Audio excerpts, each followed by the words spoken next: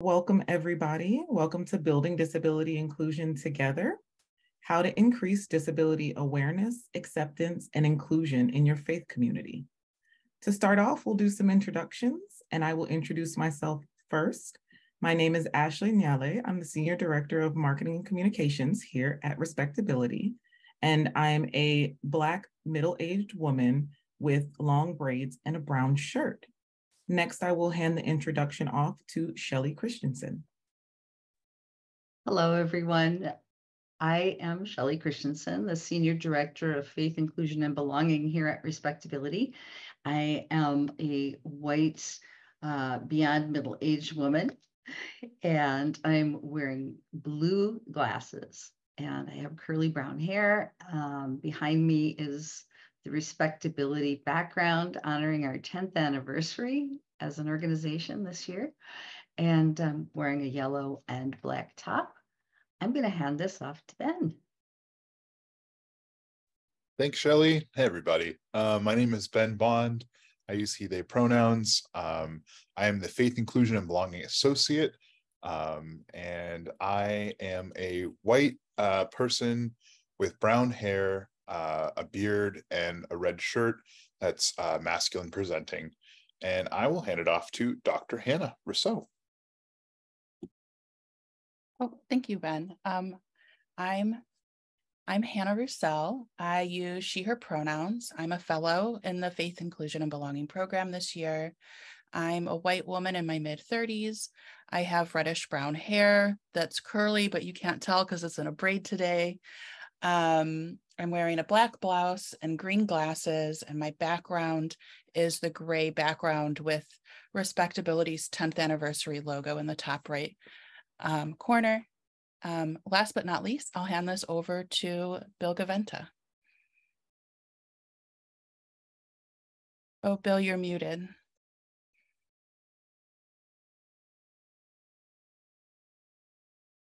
I'm Bill Gaventa. It's great to be here.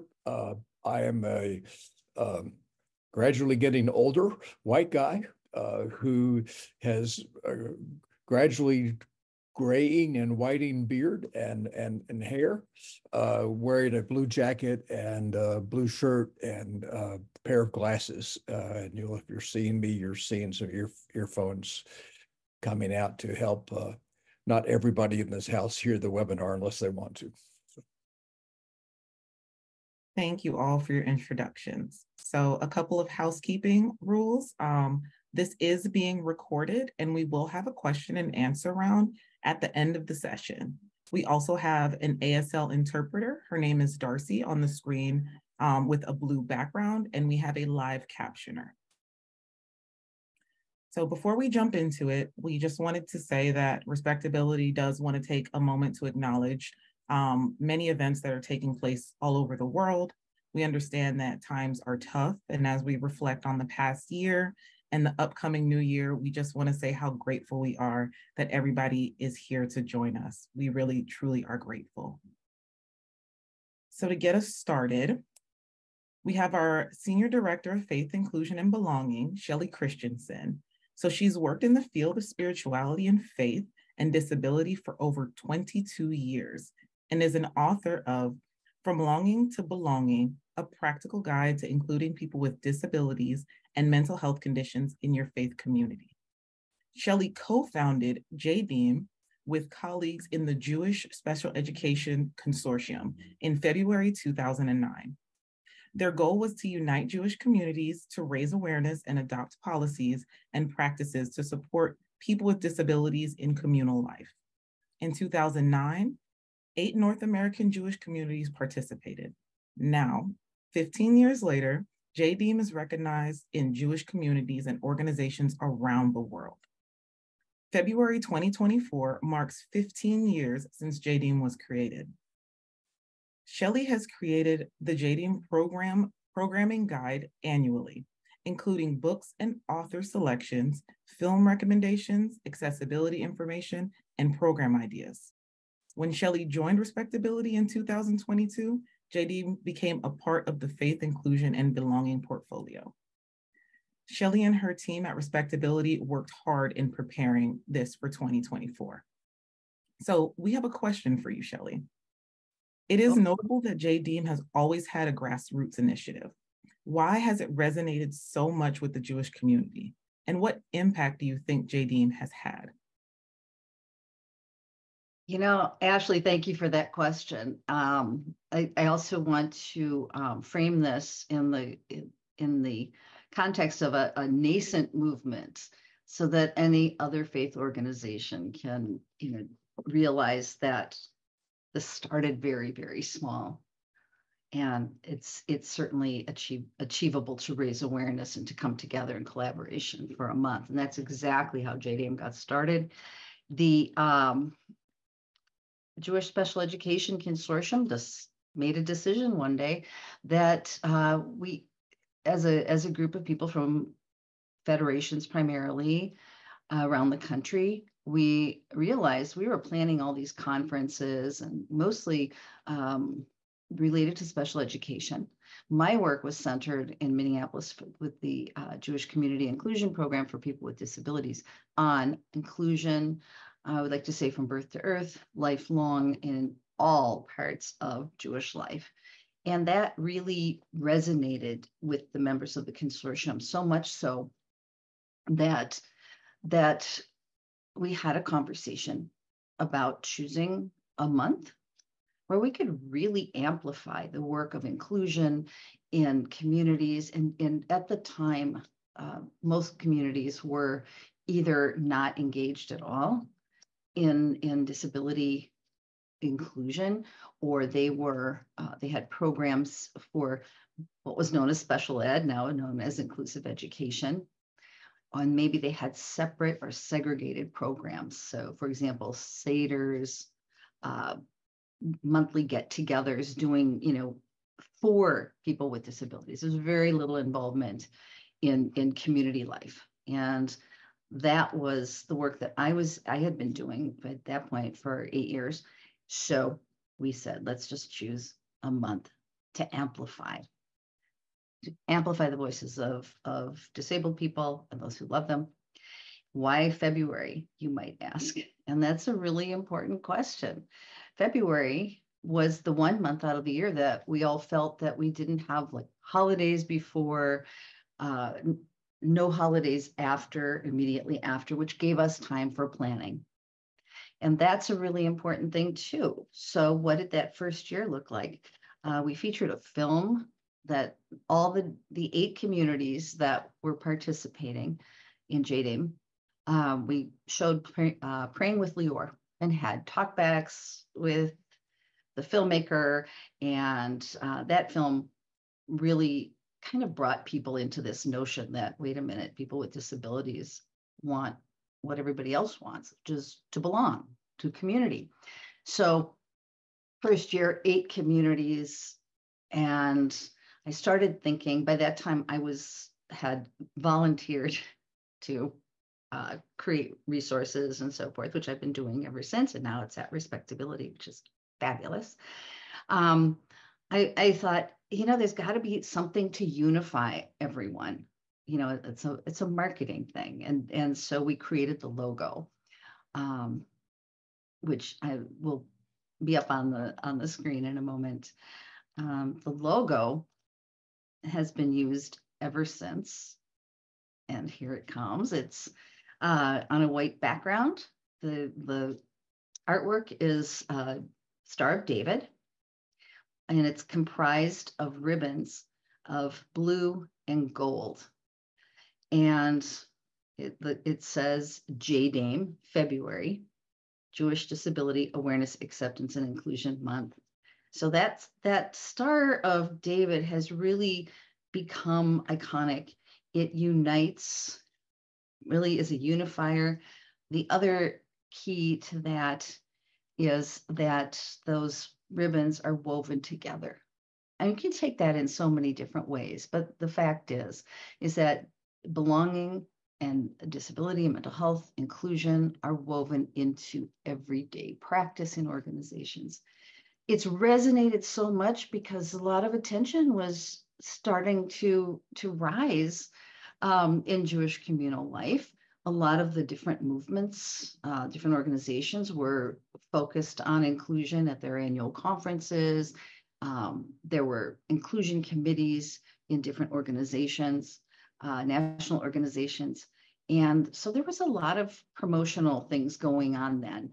Jewish Federations of North America in 2010 held the first Jewish Disability Advocacy Day in February as part of JDAME, in which people from Jewish agencies across the United States met on Capitol Hill, learned about key policy issues and concerns and legislation, and then went to meet with their representatives and senators' staff. So there's just been a ton of things. It's resonated around the world. And the impact is that it has raised not just awareness, but has issued, it has really issued forth a demand to stop the stigma, stop seeing people with disabilities as the other, and to recognize that there needn't be an other. It is all of us. And that's been the most important thing. So it's just really resonated. One more thing I want to say as an organizer is that it really helps to have friendly competitions to raise awareness. So if one congregation is participating maybe in a community-wide program, well, doesn't it make sense? All the other ones should be able to communicate to that organization. The grassroots part of it, people ask how many organizations are involved. I have no idea. I have absolutely no idea. Every single community, and I see there are people on the webinar here today who have been organizing their community or their individual institutions' JDAME activities. And so it's been great. What we provide are resources, suggestions. And again, that is something any faith community can do, whether you do it on a national level and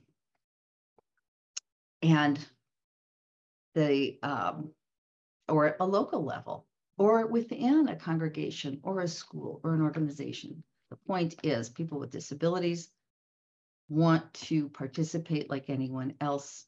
And instead of stigma and instead of ableist tropes, we need to get beyond that.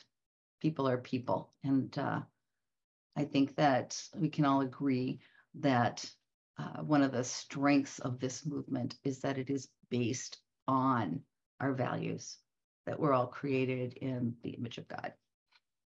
Awesome. Thank you, Shelly. It's really great to hear that you saw a gap in your own community and you tried to be a part of the solution with creating this program. And it's something that really can be replicated across many different faith communities. I think that's so important. We know creating certain programs sometimes can present its levels of challenges, which I'm sure JDAME did as well. So our question would be, what are some of the challenges you faced along the way? And what advice would you give others who are interested in creating a movement modeled on the JDAME in their faith community? I think some of the biggest challenges are getting people on board.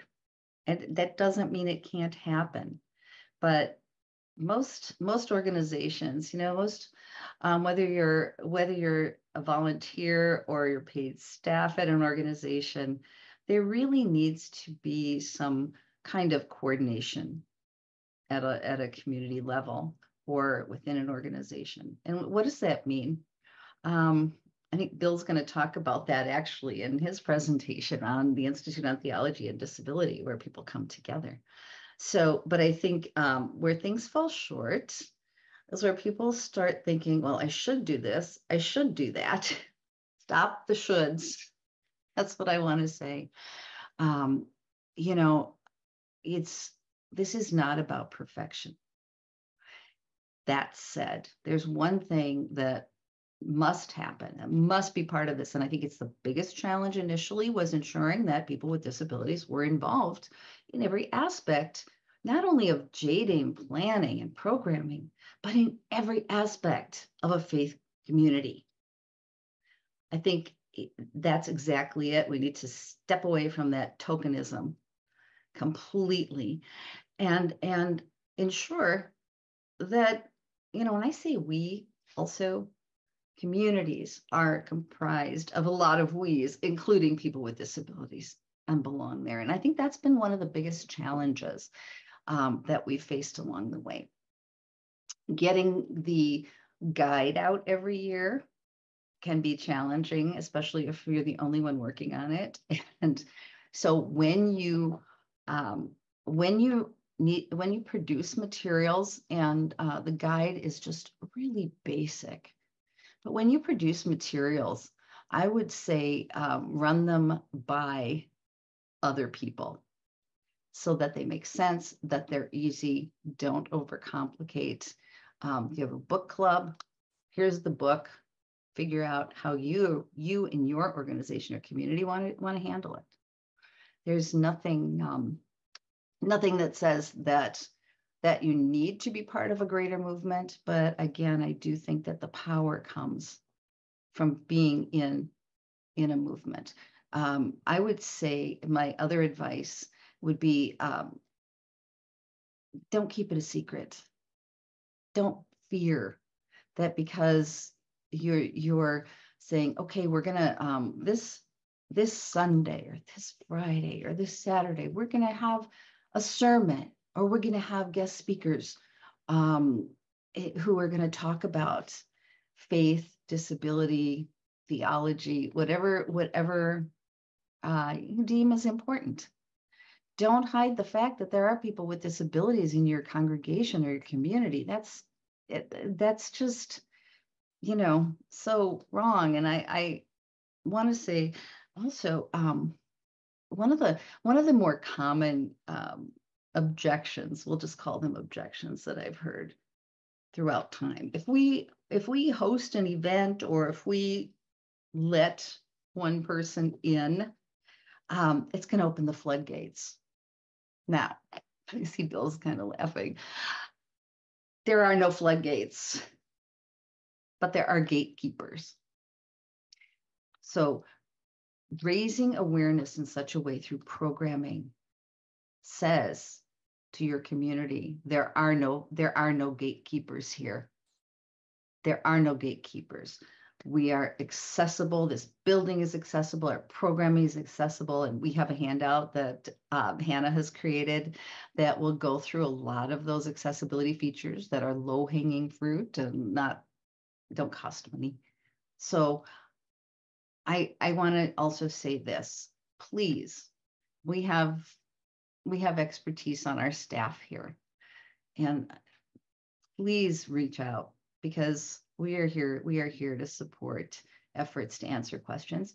And finally, the JDAME guide and the new logo recognizing 15 years of JDAME will all be available after the first of the year, right after the first of the year. So head over to our website, and I'm sure we'll get that in the chat too, and sign up for our newsletter, because that's where all the great news comes from.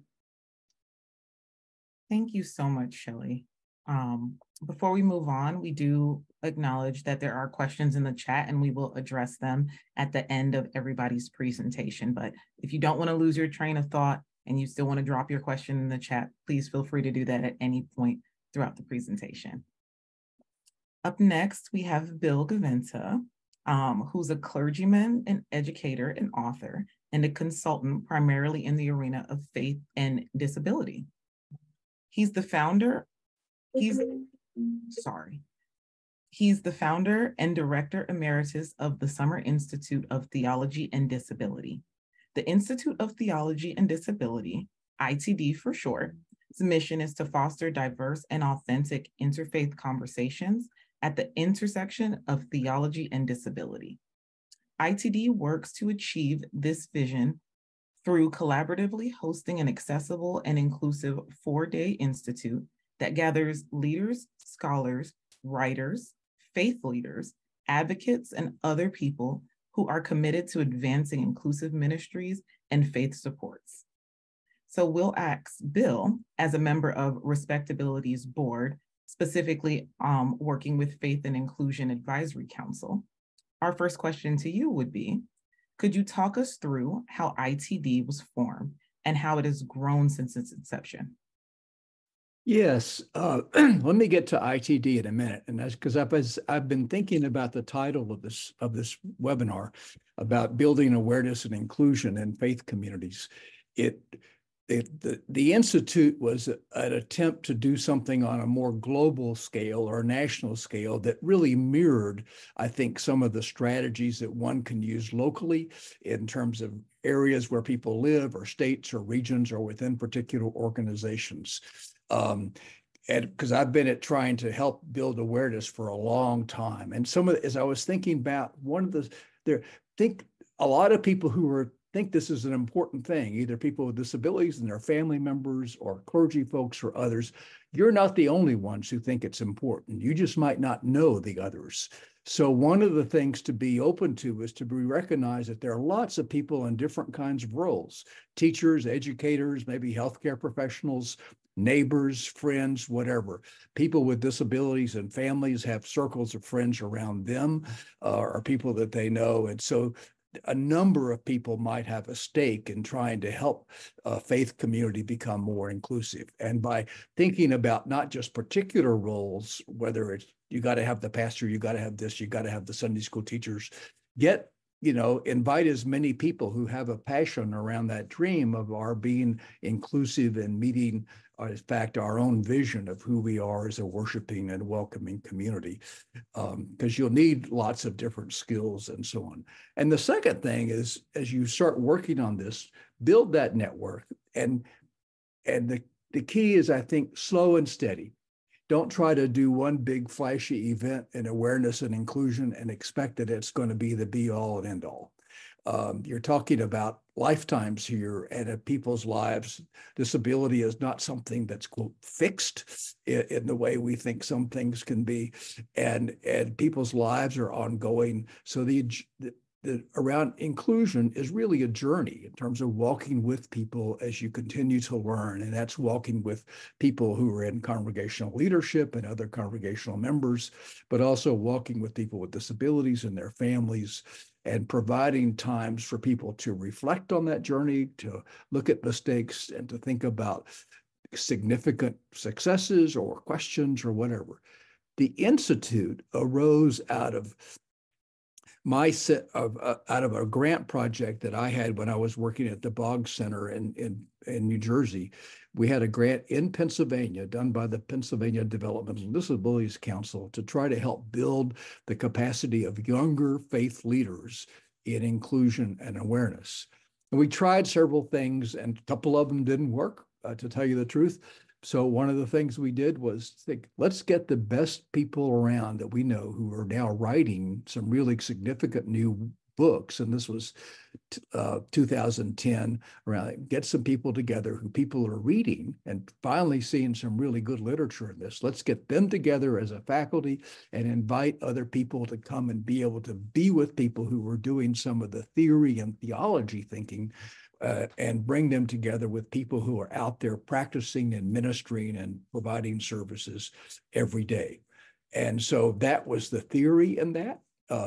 And we sponsored the first institute, which in fact, the phrase about life is what happens when you're making other plans. I didn't, in fact, not go because I got sick, but some of the other faculty took the lead, and we started that year with 35, and then the next year it was 85. And then some other organizations stepped in to say we'd be willing to be the key sponsor for a few. So we had another organization sponsored for 4 years, and it's moved around the country, either to seminaries or universities that have said, we'd like to host you. What's happened with the Institute, in the sense that it is a bit of a movement, is that it's not been something that's been funded with a lot of dollars. There's not been some big grant that says run the Institute. We essentially had to raise money as we went along from registrations and from sponsorships and others. But the success of it, I think it really helped people who are coming from many different faith backgrounds realize that people in other faith traditions are dealing with the same issues, maybe using different language, maybe have found different ways of doing something that could be very easily adapted from one faith community to another, and also came together with people where they knew that they didn't have to apologize or beg or to explain why they were interested in this. Everybody saw this as the kind of key mission and role. And I think people began to feed off of that networking between people who are doing practice stuff, who said it really helps to have me chance to reflect more deeply about some of the scriptural foundations and theology and theories, and people who were doing the theological work and writing and some of the speaking. So it's really helpful to us to hear from people who are doing this every day and from people with disabilities and so on. So I think it was a recognition that there's a wide number of people from different backgrounds and roles and parts of the community who have an interest in this and like to come together. And in some ways, it struggled with the same kind of thing. We've had people from different faith traditions who never had talked with each other before. We had some people, when we had the Institute in Atlanta, we had a community visit that had the option of going to visit a mosque. And several people came and went to visit that mosque, and that was the first mosque they'd ever set a foot in, And so it's, it's about, we talk about welcoming the other in terms of disability, but the other can also be somebody of different beliefs or different traditions or cultures as well. So I think that's been the kind of growth of the Institute over the years. We got to the point where before COVID, it was averaging about 150 people a year. Not huge, but if it got much bigger than that, it would be a different kind of conference, and we need different kinds of structures to help run it. And it gave people, I think, people who are doing work at the grassroots chance to lead workshops, and people who we invited to do plenaries who were writers or leaders gave people a chance to network with them and talk to them and get to know them as friends. And I think one of the things it really did was build a sense of community. Some people like Shelly and some others began to call the Institute summer camp. That was one of the ways in which you felt like this is something that people look forward to. And it provided a different place where people came together that stretched them, but also reinforced them all at the same time every year. Thank you, Bill. We love the fact that you emphasize the need for flexibility and that, slow and steady wins the race when it comes to building a program where you really want to build a community. So I definitely appreciate your perspective on that. The second question that we'll ask you, what are some of the things that you learned from organizing ITD over the years? And what are some of the things you would do differently if given the chance to start all over again? Well, I've thought about that a lot in the last year since I'm no longer the coordinator of it. But it started with it being my responsibility because of a grant. It was part of my job. And then as another organization took over, it was still part of my job. So I spent on paper a fifth of my time, but it was more than that, kind of helping to organize this every year. What I would do differently, and we had a faculty or staff that came, not all of them came every year, and recognized names, men, women, people with disabilities, Christians, Jews, who came every year. What I would do differently would be to begin earlier to start recruiting some and people of all kinds, but especially people with disabilities, if they want to do that, start recruiting people into giving them jobs in terms of helping to run the Institute. So you can have great people talking about theory and theology. You can have great people talking about inclusive programming and faith communities, but you've also got to have great people who know how to run a conference and to put an event together. And that's a skill that takes experience to build. And I think I've done it so much over the course of my life that I sort of don't fail to think about it. And I think sometimes, other people already know how to do this. Well, that's not necessarily the case. So what I wish I had done was to build some, like, well, you all used to have you have the fellowship program at Respectability. People used to, it was called at one point apprentices. Well, we should have had some institute apprentices who began to learn and pick up various things. And so that when the transition came, when I decided it was time for some younger people to come into the leadership of this, that there were people who were more prepared to pick up the baton with a definite plan about how to go forwards. So planning for the future is crucial, and not only welcoming younger leadership, but providing ways for them to gain the skills. Thank you so much, Bill. And I think it's so important that you emphasize stewarding in younger people who are also interested. It kind of breaks down the myth that younger people are not interested in faith and building community in their faith, and really stewarding them to be the next leaders of specific movements, as well as having the operational skills to have programs, building in those key event planning roles, as you put it, and learning personal skills that can help them build community in their faith and show that, it's not just about the old guard, that they really care and are invested about the next generation of people. So thank you so much. Yeah, you're welcome. I think one of the things we've gradually seen too over the 12 years now is that more and more of the voices speaking are people with disabilities, Mm-hmm. and which is really terrific, because there are so many younger people there.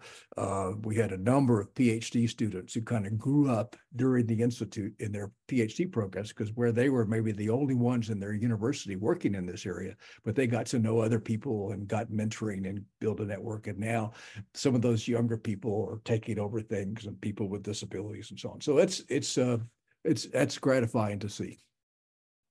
Fantastic. Thank you so much. Up next, we will have a quick conversation with Reverend Ben Bond. As the Disability, Belonging, and Justice is the new organization in the process of being formed by clergy and laity at the national level within the Disciples of Christ denomination. So its main mission, through education, consulting, and direct support, they will increase access for fellow disabled participation in every aspect of life of the Christian church, while furthering practical justice for the disabled community. Their work began because members of the community, with one another at the Institute on Theology and Disability, founded by the fellow panelist Bill Gaventa. So Ben works along with this movement. So the first question that we have for you is, what has the journey of starting a new disability initiative within your faith community entailed? Thanks, Ashley. Yeah, no, this is it's just really heartwarming to hear Shelly and Bill speak. I'll talk a little bit more about how we've leaned on their wisdom through this process, but I mean, we would not exist as an organization without their work, and that is literally the case. It's really exciting to hear Bill talk about passing on the baton to up and coming leaders in the disability and faith community. I know that we have benefited from that. I myself feel I've benefited from that as a younger clergy person who is also disabled. And it's been really, I can say on a personal note as well, I have been a part of a lot of offshoot groups of disabled folks that are supporting each other from ITD. So the journey of starting a new disability initiative in our faith community began as a result of a number of us disciples folks realizing that we were either on the coordinating council for the Institute or we're supporting it. And like, wow, we're a small denomination, one of the smaller Protestant denominations, but we're like, wow, we're really punching above our weight. We're really contributing in this way. And we started to realize that we were all part of the same denomination after working on the Institute together. And there were a number of concerns around our upcoming General Assembly, which is kind of the nationwide gathering of our denomination. And realizing that we're a fairly progressive denomination on a lot of issues, but disability was one of the issues that we were realizing as the group at ITD that was something that there was a lot of room for improvement. At General Assembly, there were, issues like of kind of logistical access issues not being addressed. And we realized, rarely are those things done maliciously. Often it is done, people don't know what they don't know, as Shelly always says. And we realize there's a huge gap in education around disability within just kind of the general society, but also disability within our faith tradition. And we kind of turned to each other at the end of the institute and went, we need to do something about that. We need to, if no one else has started it, we need to be those people that begin this this movement. So we're a very, very young organization, and really at the beginning stages of even developing what we plan to do, and really thinking through how we want to have this organization function within the denomination. And I think it was essential to have movements that were related to what we wanted to focus on, like ITD and JDAME, in order for us to feel empowered to do this. So I say that because if you're feeling that you want to create a movement within your faith community, as Bill said, you're not alone. There are probably a lot of other folks that are really wanting to do that. And if it hasn't already happened, you may be the person that needs to start that, you and your colleagues. So yeah, and I don't want to get into the next question without giving you a chance to ask it, Ashley. No worries, Ben. Thank you. So just to slide into the next question, what are you currently working on as an organization? Yeah, so it's been a really interesting journey. As at the national level, the Disciples have not had a disabilities ministry of any kind. We have ministries around environmental justice, racial justice, LGBTQ inclusion, and we initially were kind of trying to brainstorm what would be the most beneficial for our denomination. And it was really rooted in that education piece, realizing like folks at General Assembly, there was no even awareness that disabled folks, that we needed to be accommodated to be able to fully participate. And often a lot of disability theology and ministry stuff is kind of left out of the theological education folks receive at seminary. So we, and this was really led by my wonderful colleague, Reverend Dr. Topher Endres, who has kind of taken the lead for our organization, which I'm so grateful for.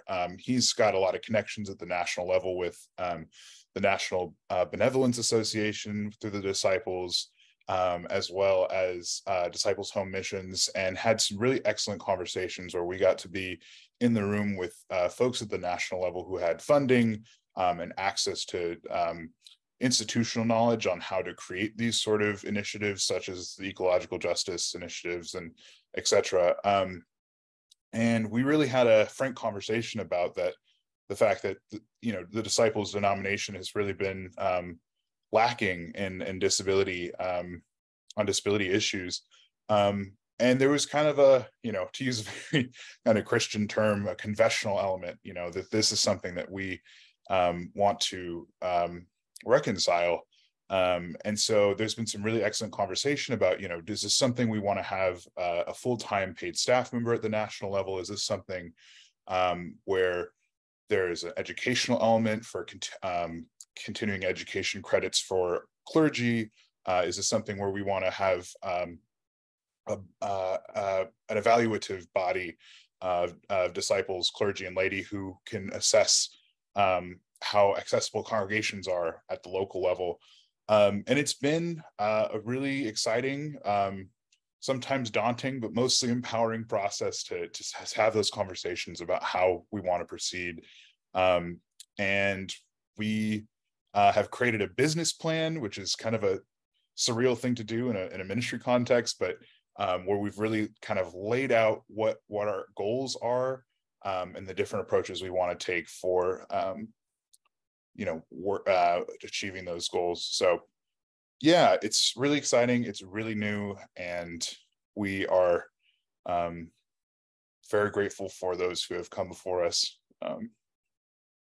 So That's awesome, Ben. And I think that, creating a business plan, while it seems a little unorthodox, no pun intended, as things change and as things evolve, you guys are really trying to meet the needs in a way that you think is most beneficial to the community that you're trying to build. So I think that is amazing. So we just have one more question for you, if you don't mind. How have you learned from the wisdom of those who have deep experience in the disability and faith inclusion work? absolutely. And I think I've been trying to allude to this the whole my whole entire responses so far, but we really have leaned heavily on the work of JDAME and Institute of Theology and Disability, and other denominations who've done this work, and have established disability networks or organizations within their denominations or faith communities that differ from ours. And I think, to Bill's point, what we've learned is it's important to shoot for the stars, but you hopefully end up on the moon. That it's important to not over to try to eat the entire I'm a vegetarian. I was gonna say eat the entire oven, but eat the whole block of tofu at once. It's one bite at a time. You really have to be slow and steady.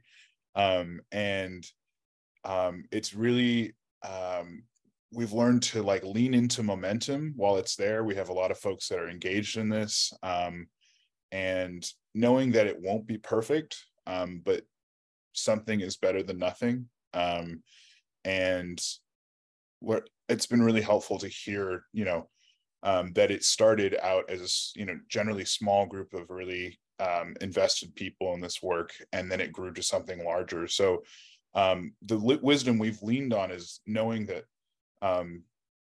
this work will grow and it'll live on past us, and what we're doing is planting the seeds and for the future generations to sow, and that it's really important for us to be quite future thinking, so that it lives on beyond us. So that's what we're leaning into, and it's been really meaningful, even as a panelist, to hear Bill and Shelly's perspectives. So thanks for letting me share. Thanks, Ashley. Of course. And thank you for sharing with us, not just about what we have to look towards for the future. And I'm sure you'll be proud of where this will be when you are passing down your wisdom to the next generation of activists. So lastly, we want to have a conversation with Dr. Hannah Roussel, who is a Faith Inclusion and Belonging Fellow here at Respectability as part of our National Leadership Program. She is neurodiverse, immunosuppressed person who is passionate about religion, community, and inclusivity. She earned her doctorate from the University of Michigan in history with a focus in disability and MAD studies. Hannah is now pursuing a career in disability advocacy and community building. One of Hannah's fellowship projects is creating a resource for faith-based organizations in different aspects of accessibility and including communications.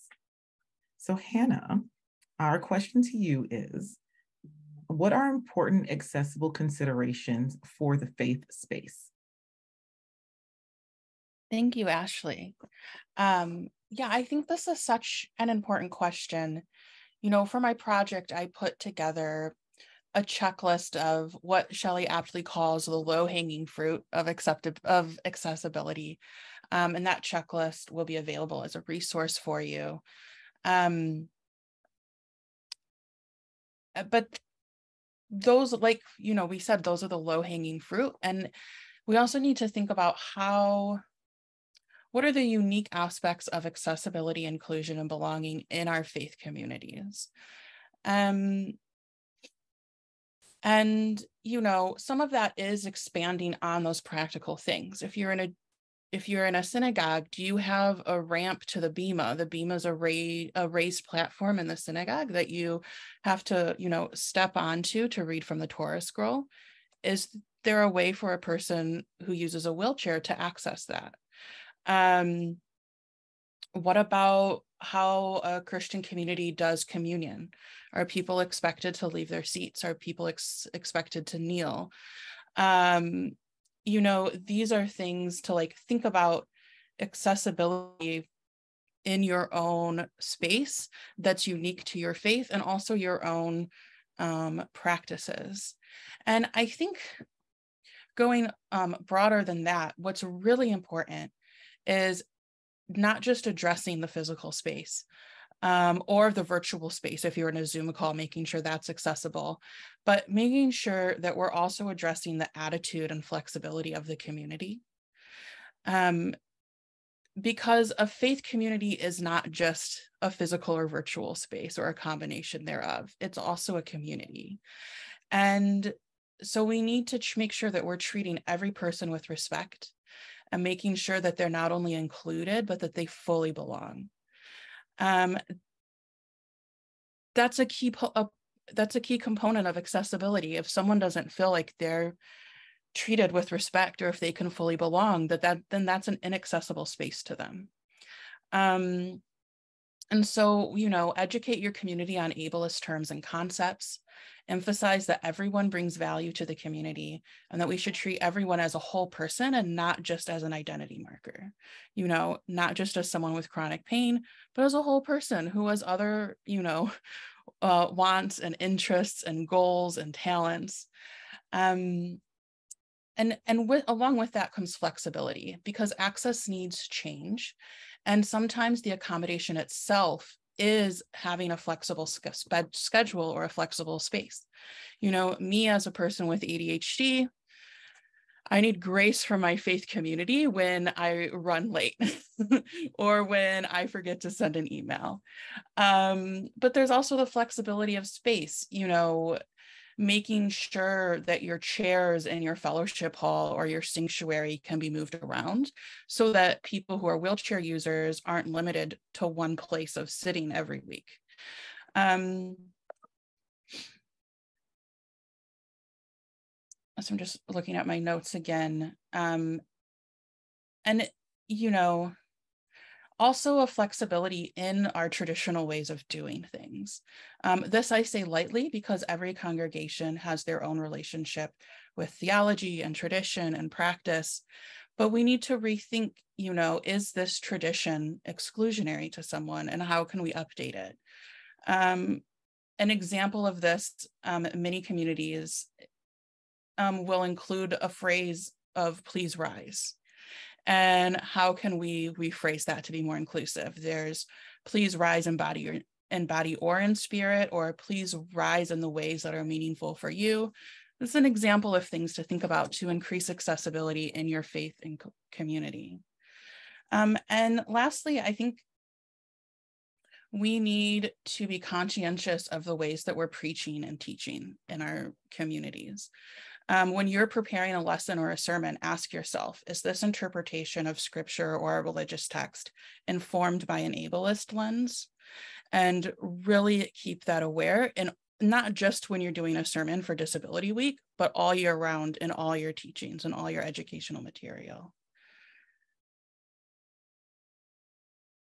Thank you, Hannah, for giving us that thought. It's super important to remember how flexible we need to be as far as the space that we practice in, but really that term of belonging and making sure that all members of your faith body can feel a sense of belonging and connection to the community.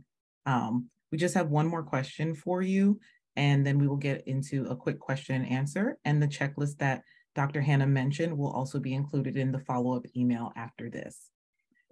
So our question to you, Dr. Hannah, is, what do you, as a younger leader and activist coming into the disability and faith area, need from people who have been around for a while? Yeah, thank you, Ashley. My answer to this one is much shorter because I think the answer really just is mentorship and also jobs. I mean, not everyone wants to make their work in this field a career, but if they do, we need to make sure there are opportunities for them. And I also think, you know, in the field of disability inclusion and belonging in faith communities, there is no clear set route of how to become active in this field. And so that's really where one-on-one mentorship becomes very important. You know, it's not like you go to engineering, you get your engineering degree and then apply for jobs as an engineer. You know, there isn't that clear cut, how do you go about doing this? So it really needs to be tailored one-on-one. And I think really taking the time to look around and say, who are or can be the up and coming leaders, and how can we mentor them and talk with them and lift them up. And welcome them in. I think something that along the lines of what Bill said earlier about giving people seats at the table earlier on. You know, I'm not at a spot where I can lead a committee, but I would like to be on one so I can learn how to do that one day. Yeah, that's my answer. Thank you, Dr. Hannah. We appreciate you sharing your experience and your thoughts on that. Just to jump in quickly while we have a remaining 8 minutes, this kind of rolls into one of the questions that's in our chat, and any panelists feel free to jump in and give an answer. So the question is, how do we, so speaking as part of the disability community, get that seat at the table? I think Hannah made a really good point about, you know, I would say what's important to you, what activity or what program or what committee or what is important to you. And from that point, you know, ensure that your wishes are known. And you know, it's really incumbent upon the organization to listen. That said, I want to bring this question is, if you feel that you are a member or have been going to a particular congregation and you're not feeling that you will be able to talk to somebody, will be able to join something, a seat at the table, taking that seat at the table, whatever that looks like. If you're just not feeling that, I would say there are many different types of congregations and communities, and to find one that really feels like your home. And I think that's a really important thing I want to put out there. Yeah, I would add to that if you want a seat at the table, come prepared to dig in and work. That I over the years of running the Institute, I can tell you the people who came to the Institute for the first time and immediately said to me almost after, what can we do to help this week?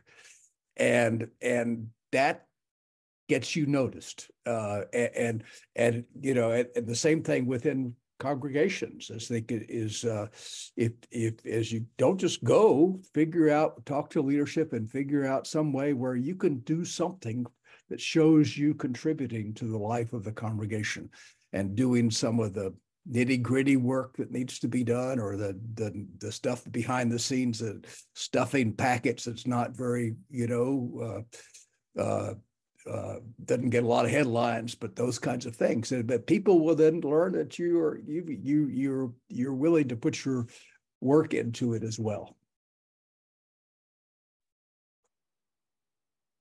I would also say, to extend the metaphor, sometimes it's great to have a seat at the table. Sometimes I also encourage folks to ask, is this a table you want to be sitting at? Is this if this table doesn't want you in the first place, do you feel responsible for shifting around the chairs at that table, or is it time to build a new table together as a community? And yeah, I think it gets really challenging as disabled folks to have to regularly kind of advocate for our own humanity, and explain to people why we deserve a seat at the table. And I think really sometimes it's important to lean into knowing already that that table should be prepared for us, and it's okay to make a new table if need be. That's my metaphor extension. Clearly, I am a pastor. Oh, I thought it was great, Reverend Ben. We just want to thank everybody for being here. The other questions that were posed in the chat, our panelists have answered. So if you want to check out the answers that they provided there to your questions. And if you have any questions after this webinar or something comes to your mind or any thoughts, you can always email us at info@respectability.org. So thank you so much for being with us here today. Thank you so much to our ASL interpreter, Darcy, and our captioner, as well as to our panelists. We really appreciate the conversation. This will also be released to everybody with captions on it, as well as the recorded session and the materials that Dr. Hannah referenced, a checklist and how to make things a bit more accessible in your faith community, both virtually and physically. So thank you guys so much for being with us here today, and we look forward to seeing you the next time. Thank you so much.